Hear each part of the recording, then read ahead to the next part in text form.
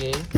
Bam! All right, these are barrel nuts, and I went ahead and brought my wrench today. These are carbine barrel nuts, nothing special. I'm not going to even be able to fit a carbine handguard on there, and I'll show you why in a sec. But let me go ahead and install this real quick. It'll only take me a minute or two. All right, there's the nut, and this is what I'm doing. Nothing special, nothing. All right, anyways, more dad jokes. So I'm not going to torque this down because I did not bring my camera stand with me. I am going to torque it down, just not on camera. It's that simple. Once I get this thing torqued down, I have an almost complete upper. It can technically fire the way it is. I'm not worried about shims, and I'm not worried about lining this up appropriately because I'm not going to be using that gas tube. Once I lock this down, that's it. Got my little armorer's wrench here. I'll throw on there. I'll torque it down, and I'm going to test fire it in that. All right, guys, I don't have my upper block on me, so I'm going to show you the completely wrong way to do this right now. I've got my vise. I've got a little rag in there. I'm not super worried about this upper. If you are, I would recommend getting your block and being patient, but I don't have my torque wrench at home, so I'm not being patient. All I did here is put a rag in there. I got the upper and then these little locking lugs. I didn't squeeze it too tight because I don't want to collapse those. I've got my snap-on digital wrench here hooked to my AR armorer's wrench, and I got it set for about 35 foot-pounds. It beeps when it's there. Anything over 30 foot-pounds is good.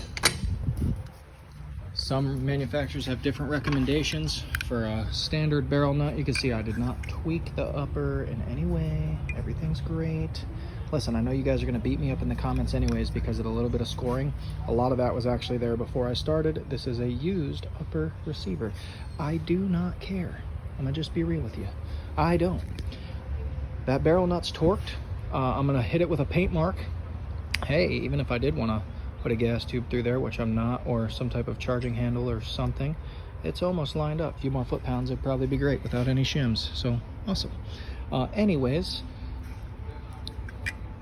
that, for what it's going to be, is going to work great.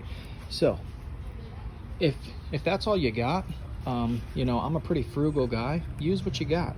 If you ain't afraid to ding some things up, as long as you do it in a safe manner, because that was safe. It worked out. Problem solved. You don't need to have $10,000 worth of tools. That's part of the reason I did this, is I wanted to show you guys ways to do things and save money. That is a sub $200 fully built upper, and that includes BCG and charging handle if you were to buy them brand spanking new. So you're welcome. Because it doesn't have a handguard, I'm going to wrap the heck out of that thing, and it's going to take some serious shooting to get that thing hot, so I'm not super worried about it. With the barrel being so short, I'm probably going to hold the mag anyways in that general area like so when I'm shooting it, and if I can get subsonic velocities out of this thing, I'll probably end up getting a nice fat handguard and a different barrel nut eventually, because I'm going to throw a can under there and I want my little AR9 SD. But like I said, cheap little receiver I had lying around, $25 barrel, $8 barrel nut. You can get a bolt at PSA for $100 and a charging handle for $11 to $15. So that is a super shorty, super cheap, fireball making 9mm upper build in 10 minutes or less.